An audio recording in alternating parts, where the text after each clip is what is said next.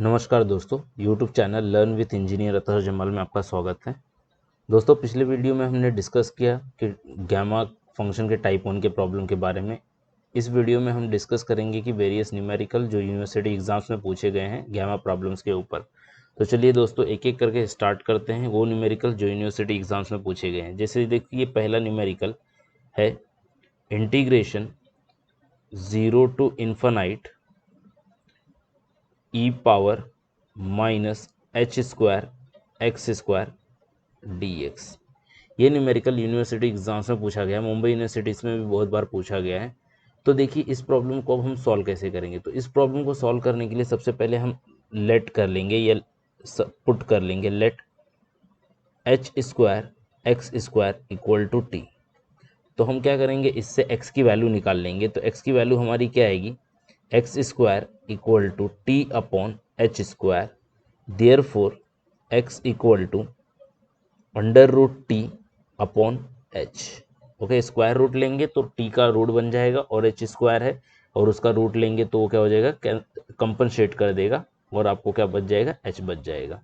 अभी हमें चाहिए डी एक्स भी, तो हम डी एक्स निकाल लेते। तो since x equal to under root t divide by h, तो अभी हम इसे दोनों साइड को इंटीग्रेट करते हैं। तो इस साइड को x के साथ इंटीग्रेट कर देते हैं और इस साइड को d बाई डी टी के साथ इंटीग्रेट करेंगे।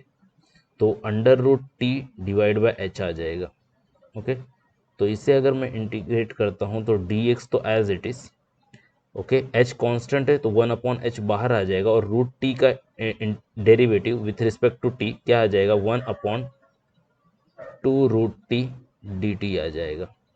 मतलब जहाँ पर भी dx दिख रहा है वहाँ पर मुझे ये पुट करना है और जहाँ पर भी x दिख रहा है ये, तो देयरफॉर अच्छा, अब मैं पुटिंग कर रहा हूँ तो क्या हो जाएगा, मेरी लिमिट भी चेंज होगी। तो लिमिट चेंज किस तरह से करेंगे, समझो यहाँ पर x लिखते हैं और यहाँ पर t लिखते हैं। तो पहला केस है x जीरो लिमिट है और इन्फिनाइट लिमिट है। तो जब मैं x equal to zero put कर देता हूँ तो देखो यहाँ पर अगर मैं एक्स स्क्वायर की जगह पर जीरो पुट करूँ तो जीरो का square zero, zero into anything zero, तो क्या हो जाएगा, टी भी जीरो हो जाएगा।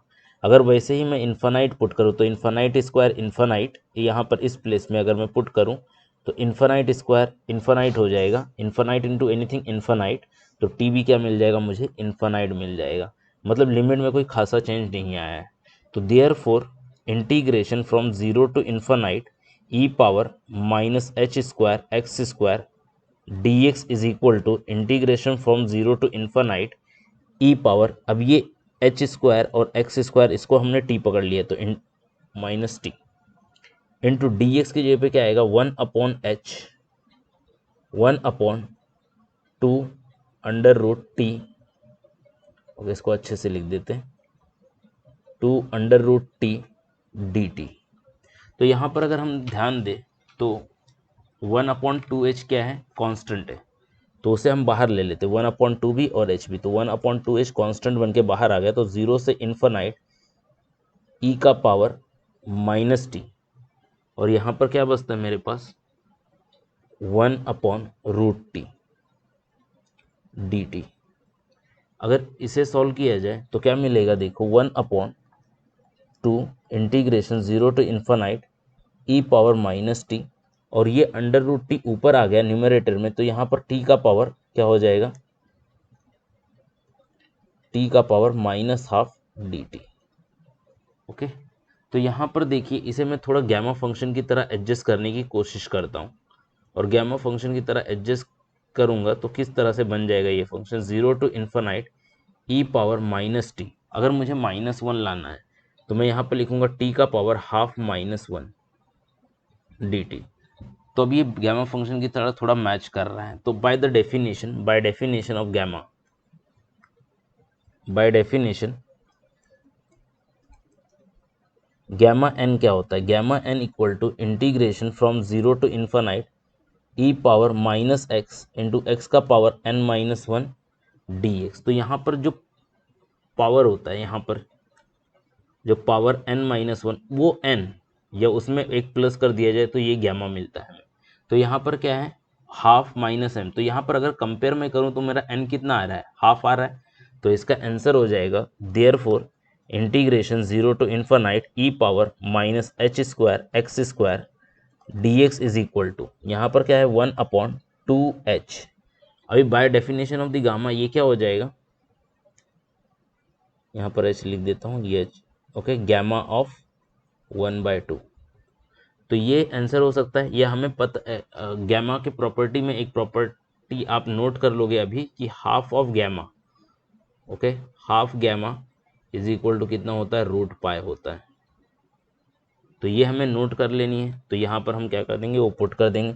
तो 1/2 pi into two h under root pi. तो फाइनल आंसर हो जाएगा रूट पाई अपॉन 2h। तो ये एक प्रॉब्लम है जो इससे पहले यूनिवर्सिटी एग्जाम्स में पूछा गया है। इसके अलावा कुछ और प्रॉब्लम्स है, वो भी हम डिस्कस करते हैं। तो अगला प्रॉब्लम जो यूनिवर्सिटी एग्जाम में पूछा गया है वो है integration of 0 to infinite e का power -x² whole divide by 4 dx। तो यहाँ पर भी हमें देखो स्टैंडर्ड फंक्शन बनाने के लिए जो ई का पावर है हम उसको क्या करेंगे, टी सपोज कर लेंगे, ओके। तो therefore let x² upon 4 equal to t. तो देयरफॉर x क्या हो जाएगा, x equal to 4t, x²। तो x इक्वल टू क्या हो जाएगा, अंडर रूट 4t। अच्छा 4 बाहर आएगा तो 2 हो जाएगा, और यहाँ पर क्या बच जाएगा 2√t। तो ये मेरा x आ गया। तो since x equal to 2√t, तो अभी क्या करेंगे, इसका दोनों साइड डेरिवेटिव ले। तो इस साइड डेरिवेटिव x के साथ तो dx, इस साइड डेरिवेटिव t के साथ। तो 2 तो कांस्टेंट है बाहर, d/dt ऑफ √t, ओके। तो ये हो गया dx और ये रहा 2, derivative of √t 1/2√t dt। तो ये 2 और ये 2 कैंसिल हो गया। तो यहाँ पर क्या बचता है 1/√t dt, ये dx आ गया। अच्छा अब हम पुट कर रहे हैं तो लिमिट भी चेंज होती है। तो लिमिट चेंज कैसे लिखेंगे, x और t। तो x 0 था, इन्फानाइट था। अच्छा x 0 पुट कर देते हैं यहाँ पर। तो देखिए यहाँ पर हम पुट करते हैं तो x 0 पुट करते हैं तो 0 का square upon 4, 0 divide by anything 0। तो t का वैल्यू भी क्या आ गया 0, जो नई वैल्यू आ रही है यहाँ पर लिख रहे हैं। अच्छा अब लिमिट इन्फानाइट पुट करते हैं, इन्फानाइट स्क्वायर डिवाइड बाय 4। तो इन्फानाइट का square infinite, infinite divide by 4 infinite. तो यहाँ पर टी भी क्या आ गया इन्फानाइट। तो लिमिट में कोई चेंज नहीं आई। तो therefore integration 0 to infinite e का power -x² upon 4 dx equal to integration 0 से इन्फानाइट ई का पावर -t, और dx की जगह पे क्या आ गया 1/√t dt। तो अभी हम इसे थोड़ा अरेंज कर देते हैं। 0 टू इन्फानाइट ई का पावर -t इंटू टी का पावर -12 dt। अब पिछले प्रॉब्लम की तरह हम इसे फिर से क्या कर देते हैं, एडजस्ट कर देते हैं। तो 0 से इन्फानाइट ई का पावर -t इंटू टी का पावर हाफ -1 dt। तो by definition of gamma function क्या होता है, gamma of n equal to integration from 0 to infinite e power -x, x का पावर n-1 dx।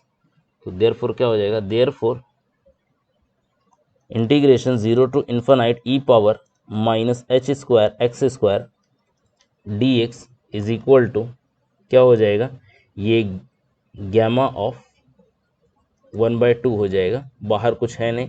तो गैमा ऑफ 1/2 क्या होता है, रूट पाई, ओके। तो ये हो जाए, सॉरी यहाँ पर h² x² नहीं है, यहाँ पर x² होल डिवाइड बाय 4 है, ओके। तो ये क्या हो जाएगा आपका रूट पाई हो जाएगा। तो ये क्वेश्चन भी यूनिवर्सिटी एग्जाम्स में पूछा गया है। ऐसे ही स्क्वायर के रिलेटेड भी क्वेश्चंस पूछे गए। तो एन ऑल हम अगर इस टाइप 1 के प्रॉब्लम को अगर चाहें तो इस तरह से कंक्लूड कर सकते हैं कि अगर इस तरह से आपको कोई भी प्रॉब्लम दिखे कि ई पावर -ax², ax का पावर n, जो हम टाइप 1 में पढ़ रहे थे, टाइप 1 का कोई भी प्रॉब्लम दिखे तो आपको करना क्या है, आपको करना है ये कि जो ई का पावर है, पूरा पावर ई का, देखो जैसे यहाँ पर पावर क्या है, माइनस को छोड़ के इसी को क्या पकड़ लेने का, टी पकड़ लेने का, फिर वहाँ से क्या करने का, एक्स की वैल्यू प्रोड्यूस करने की, और एक्स की वैल्यू को डेरिवेट करने का, तो डी टी और सॉरी डी एक्स वैल्यू निकलेगा आपका। देन वो डी एक्स की वैल्यू को पुट करने का ओरिजिनल इक्वेशन में, और जो आपने टी सपोज किया है वो पुट करो। देन उसके बाद क्या होगा, अल्टीमेटली कुछ मतलब ऑपरेशंस इस तरह होंगे, या जो प्रॉब्लम के एग्जीक्यूशंस होगा वो इस तरह होगा कि लास्ट में जाके कहीं ना कहीं गामा फंक्शन बन रहा होगा। ओके, और गामा फंक्शन बन जाएगा तो जो भी गामा फंक्शन बन रही है वही आपको लिख देना है। इतनी इजी से स्टेप फॉलो करके रखनी है, बस अपने दिमाग में स्टोर कर लीजिए कि इतनी ही स्टेप मुझे क्या करनी है, फॉलो करनी है। जो भी ई का पावर है उसको टी सपोज करना है, देन सेकेंड स्टेप एक्स का वैल्यू निकालना है, थर्ड स्टेप डी एक्स का वैल्यू निकालना है, फिर से ये सारी चीज़ें जो मैंने ऑब्टेन कर ली है, फाइंड आउट कर ली है, यही क्या करना है, ओरिजिनल प्रॉब्लम में पुट कर देना है, और ओरिजिनल प्रॉब्लम को इस तरह से मैनुपुलेट कर देना है कि वो कहीं ना कहीं गैमा फंक्शन बने बस। देन जो कुछ भी है कांस्टेंट उसे बाहर निकाल लेंगे और गैमा फंक्शन लिख देंगे। ओके, तो दैट्स ऑल विद दिस। आज यहीं पर स्टॉप करते हैं, अगली वीडियो में हम और आगे के जो टाइप है उसके ऊपर चर्चा करेंगे। शुक्रिया, धन्यवाद।